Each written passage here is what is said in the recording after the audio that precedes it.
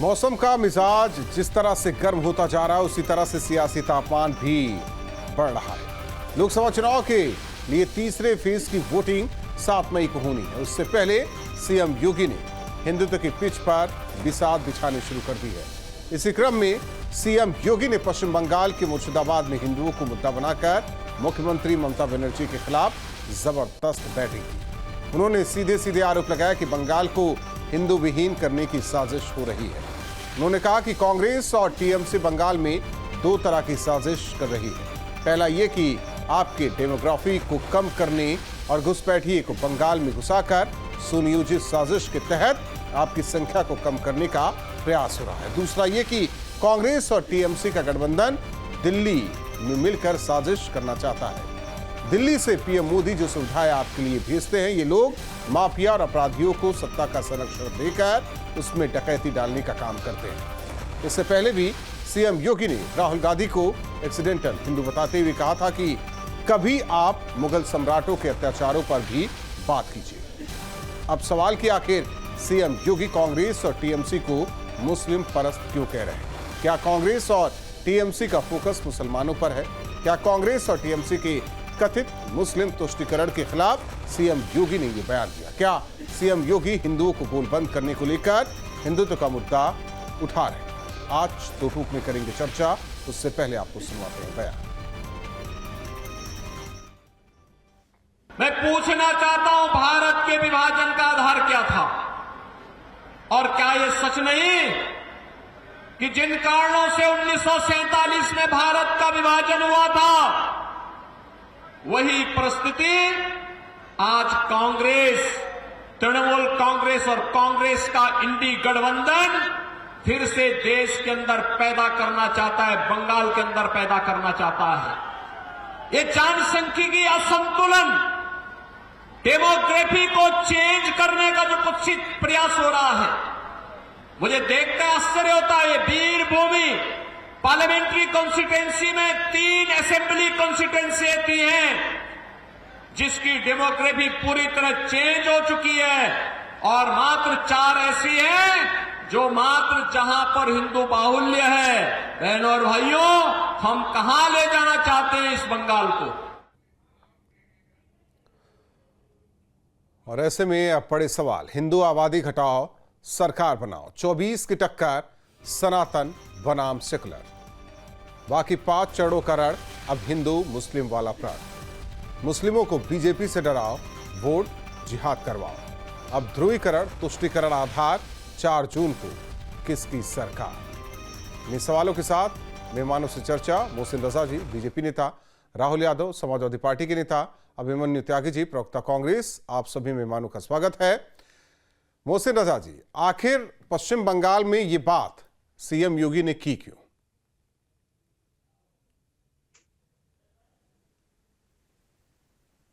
आपने मुझसे सवाल किया या अभी और भी कुछ आगे बचा है पूछने के लिए? नहीं, मैं पूछ रहा हूं कि 2 चरण का चुनाव हो गया, क्या अब हिंदुत्व वाली बात होगी या वाकई स्थितियां वहां जो बताई जा रही वो है? देखिए, इसकी परेशानी विपक्ष को होना चाहिए कि जो हारा हुआ विपक्ष, हताश और निराश विपक्ष है, वो तुष्टीकरण की राजनीति कर रहा है। और वेस्ट बंगाल में आप सभी जानते हैं, सभी जर्नलिस्ट जानते हैं, सभी लोग आज से नहीं देख रहे हैं, जमाने से देख रहे हैं। घुसपैठियों के दम पर सरकार बनाई जाती है, रोहिंग्यों के दम पर सरकार बनाई जाती है, एक विशेष समुदाय को आगे बढ़ाया जाता है, उनके लिए कोई काम नहीं बल्कि उनको गुमराह करके उनसे वोट लेकर सरकार बनाना। और अगर कोई वहां पर घुसपैठिए आ जाए तो उनको शरण दी जाती है। तो किसी भी तरह से अपराधियों को लेकर सरकार बनाना, जो महिलाओं पर बलात्कार और अत्याचार करें उनको साथ में लेकर सरकार बनाना, ये काम तृणमूल कांग्रेस वहां करती चली आ रही है। और इस जग जाहिर है, हमारे कितने कार्यकर्ताओं ने शहादत दी है जनहित के लिए। भारतीय जनता पार्टी के सैकड़ों कार्यकर्ताओं ने वहां शहादत दी है, क्योंकि इस सरकार से किसी तरह से मुक्ति दिलाई जाए बंगाल के लोगों को। और वहां जो घुसपैठिए आ गए हैं, जो तमाम और गलत लोग आ गए हैं, रोहिंग्या आ गए, उनको बाहर निकाला जाए ताकि उनको मिलने वाली सुविधाएं उन तक पहुंचाई जाए। गई कि कांग्रेस भी उस साजिश में शामिल है। तो कांग्रेस तो भाई वो कहां से निकल कर आई है? विचारधारा तो उनकी वही है ना। ममता जी कहां से आई हैं? वो उसी विचारधारा की हैं, काम तो उसी विचारधारा पे उन्हें करना है। तुष्टिकरण और संप्रदायवाद की राजनीति करनी है, बंटवारे की राजनीति करनी है, देश तोड़ने की राजनीति करनी है। और कौन सी राजनीति करेंगी? वो राष्ट्रहित की राजनीति करेंगी? कभी नहीं करेंगी। उन्हें राष्ट्र से क्या लेना देना। नहीं तो कांग्रेस और हिंदुत्व तो हमारी संस्कृति है, वो सबसे बड़े हिंदुत्व तो हमारी संस्कृति है भाई।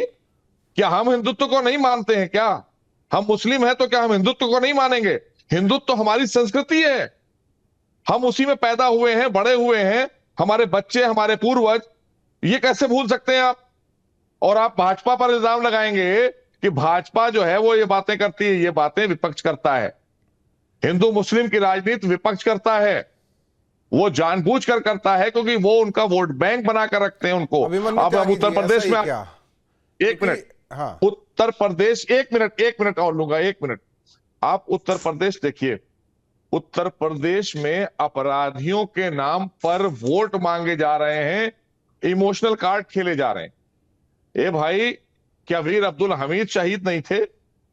क्या एपीजे कलाम हमारे आइडियल नहीं हो सकते? जरूरी है कि हमें अपराधियों को ही बताकर और उनको आइडियल बनाकर नौजवान और मुस्लिमों से वोट लेंगे आप?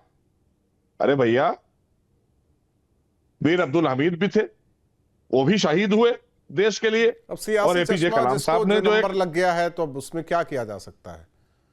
अभिमन्यु त्यागी जी, हालांकि आज एक तस्वीर भी निकलकर सामने आई थी उत्तर प्रदेश से।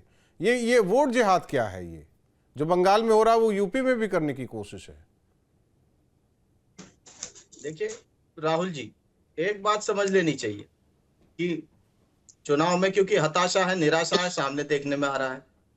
और वो निराशा इस तरह से आ चुकी है कि जो पहले चरण के चुनाव में थी, जब तक ऐसी बातें नहीं थी, आज वो ऐसी बातें, ऐसे बयान इसलिए आ रहे हैं ध्रुवीकरण को लेकर, क्योंकि इनको लग रहा है कि सिर्फ एक यही मुद्दा बचा है जिसके सहारे अब ये चुनाव लड़ सकते हैं। क्योंकि 10 साल जनता को गुमराह किया है। अभी हाल ही में 1-2 दिन में ही यूके की कोर्ट में कोविड वैक्सीन बनाने वाली कंपनी ने माना है कि साइड इफेक्ट हुए हैं, जिसमें हजारों लोगों की मृत्यु भी हुई है। भारत में भी हुई है, सैकड़ों लोगों की, हजारों लोगों की हुई है, करोड़ों लोग आज डरे हुए हैं। और देश भर का आंकड़ा, एनसीआरबी का आंकड़ा है कि रोज 2 किसान और मजदूर रोज आत्महत्या कर रहे हैं। बेरोजगारी के कारण, अग्निवीर के कारण नौजवान आत्महत्या कर रहा। तो वो ये जो बातें दर्शाती है वो ये है कि इस तरह से भी तो जनसंख्या कम हो रही है। मजबूरी कर दी गई है लोगों को डराकर, कहीं हताशा से, कहीं निराशा से। और मैं ये बात फिर कह देना चाहता हूं, देखिए राहुल जी, कि सरकार पर लड़ने का कोई अब मुद्दा बचा नहीं है। ये लोग 10 साल सत्ता में बैठे थे, इनकी कोई नीति नहीं, कोई नियत नहीं। ये 10 साल उसी प्लेटफॉर्म पे आ चुके हैं जो 2014 के इलेक्शन से पहले जिस मोर्चे पे खड़े हुए थे, आज ये फिर उसी मोर्चे पे खड़े हो गए हैं। इनको हार दिख गई है। किसान परेशान है, नौजवान परेशान है, छोटा दुकानदार व्यापारी परेशान है, गृहिणी परेशान है, वो तबका परेशान है जो वंचित तबका है। चारों तरफ हाहाकार मची हुई, महंगाई से हाहाकार है, लेकिन सरकार की इस और कोई ना तो ध्यान है, और ध्यान ये देना भी नहीं चाहेंगे क्योंकि ये सरकार विफल सरकार हो चुकी। जब आप सरकार को सरकार ही नहीं मान रहे तो छोड़िए। राहुल यादव जी, ये कहा जा रहा है जो 12 से 17 की स्थिति उत्तर प्रदेश की थी वही आज पश्चिम बंगाल की भी है, सब एक साथ इसीलिए तो है। नहीं, इसमें भारतीय जनता पार्टी जो है ये पश्चिम बंगाल में दरअसल अपनी जमीन की तलाश कर रही है। 2009 के इलेक्शन में आपने देखा होगा कि जनता पार्टी को 1 सीट मिली थी। 2014 की इलेक्शन थे, इसमें 2 सीटें मिली थी, और 2019 है इसमें इसको 18 सीटें मिली थी। बीजेपी अति उत्साह में ध्रुवीकरण का अपना जो पुराना तरीका है उसका इस्तेमाल करके अपनी सीटों को बढ़ाना चाहती है। जबकि पश्चिम बंगाल और असम में जो इलीगल इमिग्रेशन या अवैध जो प्रवासी हैं इनका मुद्दा है, ये काफी पुराना है, और इन 10 सालों में भारतीय जनता पार्टी ने इसको रोकने का कोई ठोस उपाय नहीं किया। यह केंद्र सरकार का विषय है। आज 400 पार के नारे लगाने इन्होंने बंद कर दिए हैं, और जो अभी हाल ही का मुद्दा है जो इन्होंने महिला सुरक्षा की बात बंगाल में जाकर की है, अभी जो बंगाल में प्रज्वल रेवन्ना जी का मामला आया है, इसको लेकर के कोई बात नहीं करना चाहते। अच्छा होता कि इस पर ही अपना मुंह खोलते। इसके अलावा जो रोजगार और महंगाई है, जो राष्ट्रीय मुद्दे हैं, इन पर बात करने की बजाय आज भी अपने मुद्दे पर अडिग है, और वो मुद्दा है ध्रुवीकरण का, सांप्रदायिकता का। तो मुझे ये लगता है कि मुद्दा भी एक दल के रूप में भारतीय जनता पार्टी आज जनता के समक्ष है, और इसका कोई भी लाभ इसको होने वाला नहीं है। और पश्चिम बंगाल में बहुत सारे मुद्दे हैं। ममता बनर्जी जी का एक मजबूत संगठन है, उनकी समाज कल्याण की योजनाएं हैं, तो मुझे नहीं लगता कि उसका मुकाबला ये लोग सीधे तौर पर कर पाएंगे। इसलिए ध्रुवीकरण के नहीं, एक आरोप और भी लगा है कि जो केंद्र की योजनाएं हैं, ममता की सरकार उसे गरीबों तक पहुंचने नहीं दे रही। अगर ममता जी की सरकार केंद्र की योजनाओं को गरीबों तक नहीं पहुंचने दे रही है तो बार बार ममता बनर्जी मुख्यमंत्री क्यों चुनी जा रही हैं? ये सब एक भ्रामक तथ्य है। मुझे लगता है कि इसमें ममता बनर्जी जी का कोई दोष नहीं है। ममता बनर्जी वहां पे एक लोकप्रिय नेता के रूप में स्थापित है और जनता उन्हें पसंद करती है। आप देखिए निकाय चुनाव में बीजेपी का प्रदर्शन वहां क्या रहा, वहां के अन्य चुनाव जो विधानसभा के चुनाव थे उनमें क्या प्रदर्शन रहा, तो उसका रिजल्ट पहले से निर्धारित है। आप 4 जून को देखिएगा, वहां पर 42 सीटों पे भले बीजेपी लड़े, एक छोटा सा सवाल है राहुल यादव जी, ममता बनर्जी बार बार इसलिए जीत रही कि वो डेमोग्राफी बदला जा रहा है, अपने वोटर्स को वहां बाहर से लाया जा रहा है, घुसपैठ कराई जा रही, ये भी आरोप है। देखिए ऐसा है कि मुझे लगता है कि आप संदेश खाली की जो घटना है उसकी तरफ जा रहे हैं और भी जो अन्य वहां घटनाएं घट रही हैं। देखिए सीए कानून जो भारतीय जनता पार्टी लाई है देश में, एक तो बहुत देर से लाई, दूसरा है कि जब डेमोग्राफी किसी भी विधानसभा कंस्टिट्यूएंसी या डिस्ट्रिक्ट की चेंज होती है तो जाहिर है कि वहां के जो नेचुरल रिसोर्स है उन पर दबाव बढ़ता है। तो ये जो केंद्र सरकार है उसकी जिम्मेदारी होती है कि किस तरह से वो जो इलीगल इमिग्रेशन है उसको रोको। उसके रोकने की बजाय आज आप आरोप प्रत्यारोप कर रहे हैं वहां की जो राज्य सरकार है उस पर, यानी आपने 10 साल इसके लिए कोई ठोस उपाय नहीं किया और तो और सैनिकों को 4 साल के लिए अनुबंधित कर दिया अग्निवीर बनाकर। तो मुझे लगता है कि उल जरूर योजना की वजह से आज वो हताश है और इसलिए ममता बनर्जी को वो लक्ष्य करके राजनीति कर रहे हैं। मोहसिन रजा जी, अब कांग्रेस और समाजवादी पार्टी का जवाब दे दीजिए। हताश है, निराश है, अब 400 पार का नारा भी नहीं दे रहे हैं आप लोग, अब ध्रुवीकरण की राजनीति करने लगे। ये एक्चुअल में क्या है, ये राष्ट्रीयकरण को ध्रुवीकरण बोलकर एक विशेष समुदाय के लिए राजनीति करते हैं और ये भी नहीं देखते हैं कि देश आगे बढ़े, राष्ट्र आगे बढ़े, राष्ट्र के लोग संपन्न हो। आदरणीय मोदी जी जिस तरह से 10 वर्षों में देश को कहां ले जाकर खड़ा किया है आदरणीय मोदी जी ने, ये पूरे देश ने देखा। एक एक गरीब जिसके सर पे छत नहीं थी उसको मकान मिले। आज राशन पूरे देश में कोई गरीब नहीं कह सकता कोरोना काल की इतनी खतरनाक घटना के बाद भी कि उसके घर नहीं पहुंच रहा है। सारी योजनाएं किसान भाइयों को उनका किसान सम्मान निधि सीधे उनके खाते में जा रही। ये इन चीजों से परेशान है क्योंकि इनको भ्रष्टाचार करने का अवसर नहीं मिल रहा है 10 सालों से, और जो भ्रष्टाचार किया था जिन्होंने वो जेल जा रहे हैं।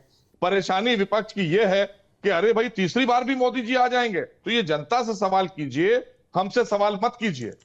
हम जनहित के लिए सरकार बनाते हैं, राष्ट्रहित के लिए सरकार बनाते हैं। आप किस लिए सरकार बनाते हैं और आप सरकार बनाने में किन किन चीजों का इस्तेमाल करते हैं, ये विपक्ष के लोगों को जवाब देश को देना होगा। देश इनसे जवाब मांग रहा है। जिसने जनहित की सरकार चलाई है, देशहित की सरकार चलाई है, जनता उसी के साथ खड़ी है, आदरणीय मोदी जी के साथ में। आज पूरे देश का परसेप्शन है कि अब की बार फिर से मोदी सरकार, तो तीसरी बार भी मोदी सरकार आ रही है, तो परेशानी इनको होगी क्योंकि इनकी बिल्कुल भी अस्तित्व तो खत्म हो रहा है। ये लोग बिल्कुल लुप्त होते जा रहे हैं क्योंकि देश की जनता समझ चुकी है इनको कि इनको लाएंगे तो ये फिर एकदम से लूटपाट शुरू कर देंगे, फिर अपराध बढ़ जाएगा, फिर हमारे यहाँ आतंकवाद बढ़ जाएगा।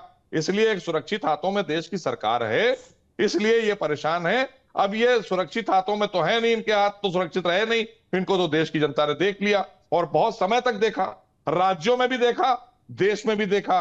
तो अभी क्या दिखाना चाहते हैं भाई?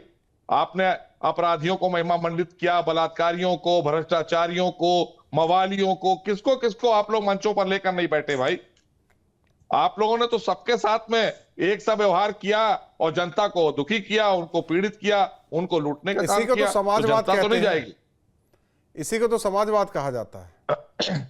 अब कह तो रहे कि वो समाजवाद कौन सा, हमने तो कहा। एक चीज मैं और कहना चाहता हूं कि देखिए ये भारतीय जनता पार्टी हर भारतीय के लिए गर्व महसूस करने की पार्टी है, हर भारतीय के लिए, क्योंकि इसके अंदर सारे भारतीय समायोजित हैं, हर वर्ग, हर समुदाय, हर एक भारतीय जो अपने को भारतीय कहता है, समझता है, जो भारत के लिए लड़ता मरता है और जो तो भारत जिसके दिल में त्यागी बसता जी की है, भी पार्टी का नाम आईएनसी है, इंडियन नेशनल कांग्रेस। वो इंडिया की बात कर रहे हैं, आप भारत की बात कर रहे हैं। अभिमन्यु त्यागी जी, आपकी पार्टी से बड़ा कौन है देशभक्त और देशहित वाला, राष्ट्रहित वाला?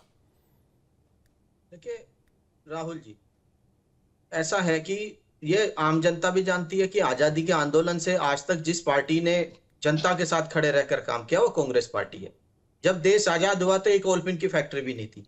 इस देश को IIM IIT जैसे संस्थान के साथ नवरत्न कंपनियां सेल गेल भेल और दुनिया भर के तमाम संस्थान कांग्रेस पार्टी जब सत्ता से गई, जब वो बनाकर देकर गई थी।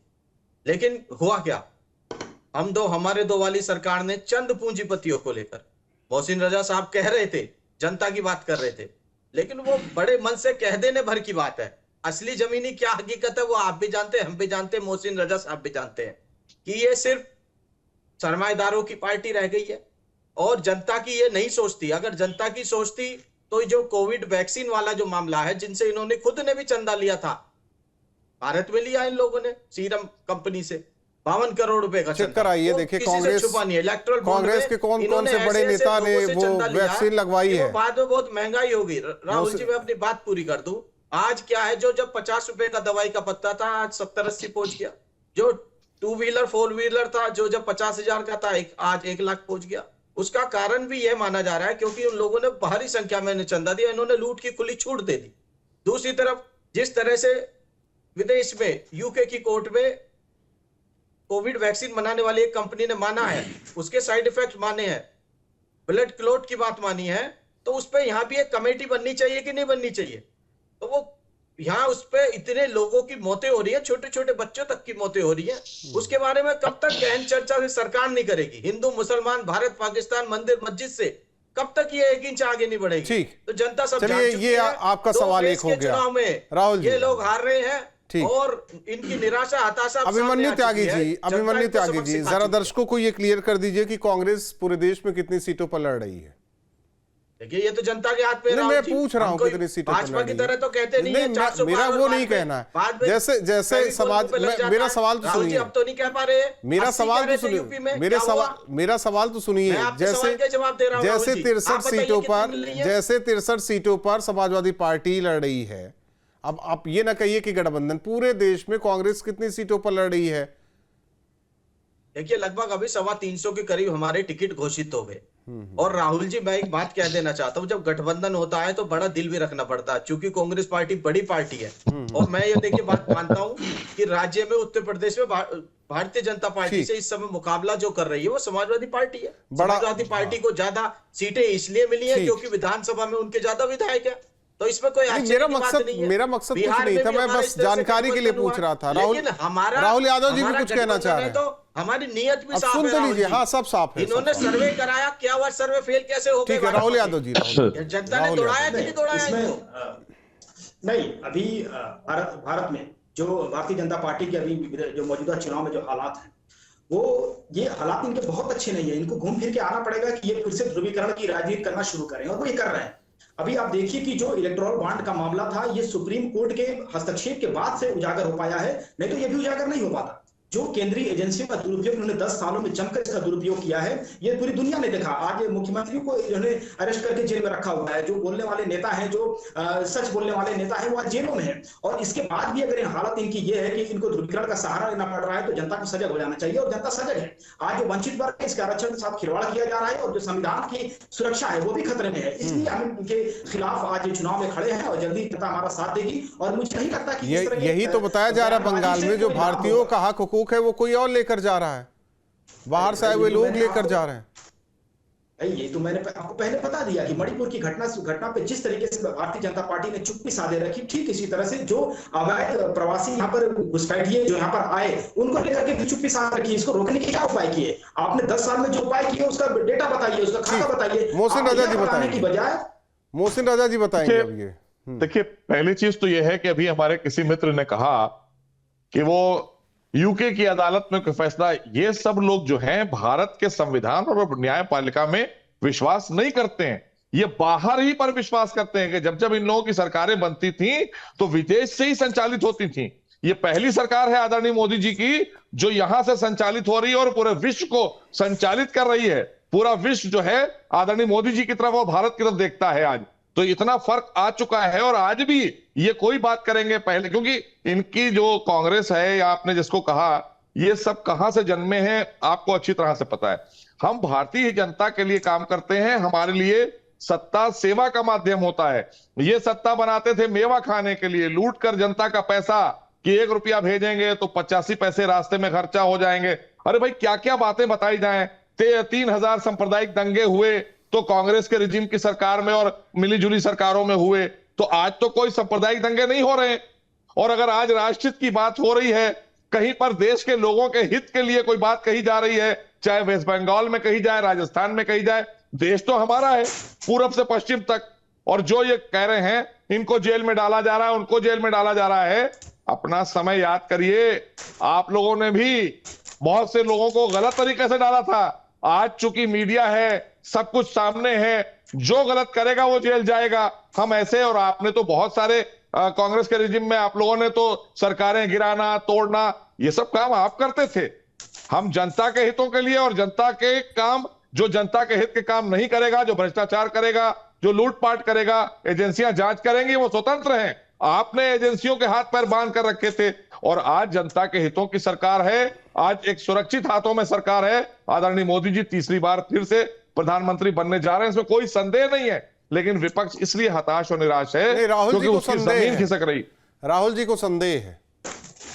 नहीं, इसमें कोई हमने कहा संदेह है, तो ये तो वही वाली बात है कि भाई हम जबरदस्ती है कि नहीं, हम तो नहीं मानेंगे। अरे भाई 6 इलेक्शन आप देख चुके हैं, उत्तर प्रदेश के लोग भी देख चुके हैं, 2 विधानसभा देख चुके, 2 निकाय चुनाव देख चुके, 1 लोकसभा देख चुके, 19 में भी लोकतंत्र खत्म हो रहा था, 24 में भी लोकतंत्र खत्म हो रहा है।